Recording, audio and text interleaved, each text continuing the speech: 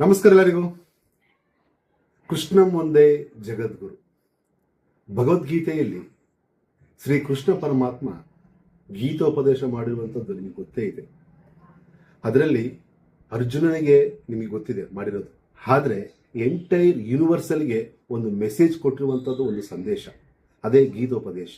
ಅದು ನಮ್ಮ ಮನುಕುಲಕ್ಕೆ ಸಂಬಂಧಪಡುತ್ತೆ. ಅದರಲ್ಲಿ ಯಾವುದೇ ಥರದ್ದು ಜಾತಿ ಮತ್ತು ವ್ಯಕ್ತಿಗೆ ಸಂಬಂಧ ಇಲ್ಲ, ಧರ್ಮಕ್ಕೆ ಸಂಬಂಧ ಇದೆ. ಸೊ ಅದರಲ್ಲಿ ಕೊಟ್ಟಿರೋದು ಏನಪ್ಪ ಅಂತಂದರೆ ಮುಖ್ಯವಾಗಿ ಶ್ಲೋಕ, ಕರ್ಮದ ಆಧಾರ. ಕರ್ಮನ ಯಾರು ಚೇಂಜ್ ಮಾಡೋಕ್ಕೆ ಬರೋದಿಲ್ಲ, ಅದು ಗೊತ್ತೇ ಇದೆ. ನಾವು ಎಷ್ಟೇ ಪೂಜೆ ಮಾಡಿಸಿದ್ರು, ಎಷ್ಟೇ ದೇವಸ್ಥಾನಕ್ಕೆ ಹೋಗಿದ್ರು ಕೂಡ ನಮ್ಮ ಕರ್ಮನ ಒಂದು ಪರ್ಸೆಂಟೇಜ್ ಕೂಡ ಕಮ್ಮಿ ಆಗೋದಿಲ್ಲ.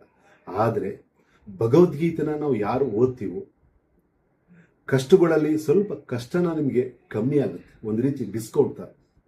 ಅದಕ್ಕೆ ನಮ್ಮ ಹಿಂದೂ ಧರ್ಮದಲ್ಲಿ ಒಂದು ಕೊಟ್ಟಿರುವಂಥ ಒಂದು ಈ ಕೃಷ್ಣ ಪರಮಾತ್ಮ ಬರೆದಿರುವಂಥ ಒಂದು ಭಗವದ್ಗೀತೆಯಲ್ಲಿ ಬಹಳಷ್ಟು ಸಾರ ಇದೆ. ಸೊ ಪ್ರತಿಯೊಬ್ಬರು ಮನೆಯಲ್ಲಿ ಒಂದು ಭಗವದ್ಗೀತೆ ಬುಕ್ ಇಟ್ಟಾಗ ಒಂದು ವೈಬ್ರೇಷನ್ ಕ್ರಿಯೇಟ್ ಆಗುತ್ತೆ. ಹಾಗೆ ನಿಮ್ಮ ಒಂದು ಬಿಡುವಿನ ವೇಳೆಯಲ್ಲಿ ಕೂಡ ಅಥವಾ ಪ್ರತಿದಿನ ನೀವು ಆ ಒಂದು ಭಗವದ್ಗೀತೆನ ಬುಕ್ ಓದೋದ್ರಿಂದ ನಿಮಗೆ ಕಷ್ಟಗಳು ಕಮ್ಮಿ ಆಗುತ್ತೆ. ಯಾಕಪ್ಪ ಅಂತಂದರೆ ಅಷ್ಟಕ್ಕೊಂದು ಆ ಒಂದು ತತ್ವ ಆ ಭಗವದ್ಗೀತೆಯಲ್ಲಿ ಅಡಗಿದೆ.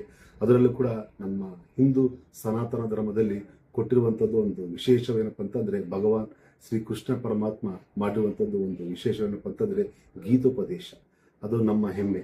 ಸೊ ಪ್ರತಿಯೊಬ್ಬರು ಕೂಡ ಭಗವಾನ್ ಶ್ರೀ ಕೃಷ್ಣ ಪರಮಾತ್ಮನ ಒಂದು ಭಗವದ್ಗೀತೆ ಓದಿ, ಹಾಗೆ ನಿಮ್ಮ ಕಷ್ಟಗಳೆಲ್ಲ ಕಮ್ಮಿ ಆಗುವಂಥ ಒಂದು ವಿಶೇಷವಾದಂಥ ಒಂದು ಮಾರ್ಗ.